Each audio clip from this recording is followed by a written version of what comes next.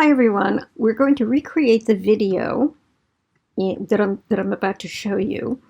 What I've done is I've created the complete final comp that you are going to, we're going to make it together, but you're going to do it after I show you how to do this. So I'm going to provide you with all of the files too. So what this is it's a quick comp. It's only 4 seconds, but as you've probably, actually it's 3 seconds, I think. As you've learned, it often takes, even for the smallest comp, it takes kind of a long time to do it. So what I'm going to do is I'm going to preview this. It's another, probably getting, you're really going to get sick of this slow down bitch audio file when I'm finished with this. But anyway, I'm going to run it through, take a look at it, and then I'm going to deconstruct it piece by piece. I have another one that's, as a matter of fact, you can see it in the project window. It's called Slow Down Bitch Begin, and it's partially made, and I'm going to show you how to make it and how to do certain things that I think you'll find very helpful. One more thing before I continue, I want to say I apologize for the scratchy voice. I think I'm coming down with something. And number two, this is totally unscripted. I did make notes, but I'm not even looking at them. So I'll probably make a mistake or two, or perhaps say the wrong thing and correct myself. So bear with me. It's a good thing you're not paying a lot of money for a subscription to my tutorial channel, which doesn't exist. Okay, so let me go through this. Slow down, bitch. Get out of here. Okay, so let me tell you what's going on. I'm going to run through it one more time. Slow down, bitch. Get out of here. What's happening, and this is a little bit different than what I showed you how to do the last time we met, and I think Brandon Lum might have also showed you this.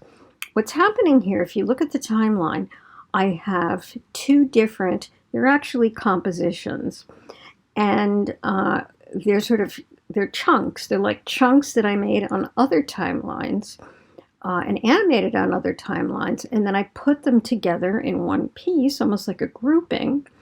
And well, it's sort of like a group. It's like it's like a grouped animation that now I dropped into a bigger, that now exists on a final larger timeline, and they're working together. I also have an audio file on here, the Slow Down Bitch audio file. If I expand it, you can see that the audio levels, you can also see the visual waveform, which will help you determine where the actual peaks and the valleys come in, which generally indicate, in this case, the audio voice. So I'm going to show it to you one more time. Slow down, bitch. Get out of here. Okay, so now I'm going to scrub through it. What's happening here is you have the slow down bitch. Now, if I deconstructed this now, and we're going to go back and I'm going to show you how I created it, the slow down bitch are all separate layers that are staggered, so one will appear before another. Same with the get out of here. What happens after they appear is the get out of here the position moves to the right, and it allegedly knocks down the slow down bitch. You'll notice the slow down bitch starts falling, but it's rotating on an axis or an anchor tool that's on the bottom right of this comp or this chunk of text, which is why it's falling from that direction. So it's falling down, and then it sort of hinges a little bit. And then what happens is the get out of here decides to fall, and it actually shatters for some ridiculous reason, and it falls onto the get out of here, and they both fall down. So now I'm going to go to the comp, which is called Slow Down Bitch Begin, and I'm going to show you what this looked like previously. So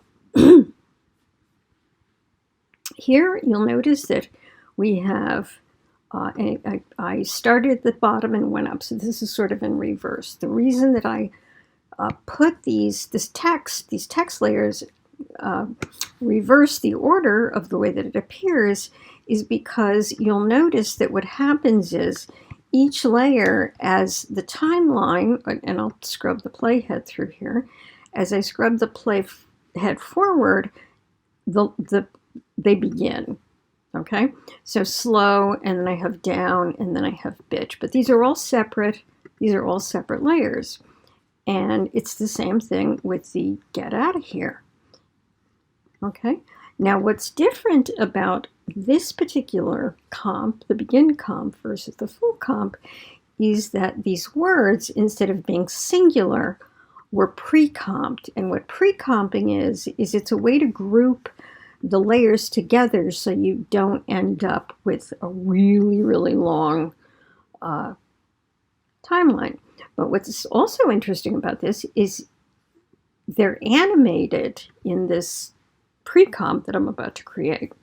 And the way that I do that, and it makes for a much neater and not as cluttered timeline or composition when you do this. So for the slow down bitch, I'm going to hold down my shift key and grab the slow down bitch.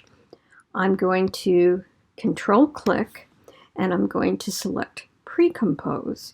You can also go up into composition and select pre-compose.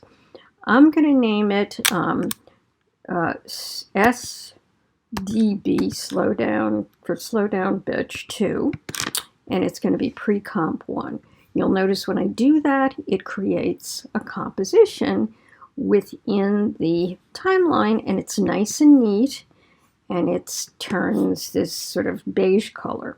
I'm going to do the same thing with get out of here. I'm going to hold down the shift key, grab them all, press control, and click, and I'm going to select pre-compose, and I'm going to put, well, I'll just put GOH for get out of here 2, and I'm going to call it pre-comp 2.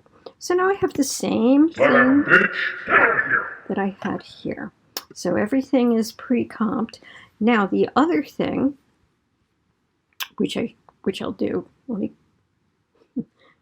should have done this before. That's what's so great about actually. Okay, I was going to show you how I put markers, layer markers on here in order to determine. Actually, I could do it right here, I guess. In the full comp, I can do it. You'll notice that these little marks up here in the timeline are called layer markers. And what that kind of helps with is if you're trying to sync audio with any kind of objects, have something happen when these objects come in or transform. What you can do is you can create something called a layer marker at the peaks of the waveform, which you can see by expanding the waveform down, and that kind of helps you determine where, sort of where to have something come in. So that's how I determined how to stagger these particular layers so they came in when I wanted them to. I use these layer markers to approximate where they came in. The way that you create a layer marker is you deselect everything. You can actually have the layer marker appear on an actual layer, but let's say I want to have it appear on this. This thing, by the way, is called the work area bar, this gray thing. So what I can do is I can hold down the control key and press 8, and then you can see that it appears. I'm going to get rid of that for now. And let's see. Okay, so what I'm going to do now is I'm going to stop this audio because it's going to become too long for me to put up on YouTube and too cumbersome. So what I'm going to do is I'm going to stop it now, and I'm going to pick up on number 2, and I'm going to show you how to finish this animation. So hold on right now and go get a drink, And you can end this and then go back to, or rather, open up the new one. Okay.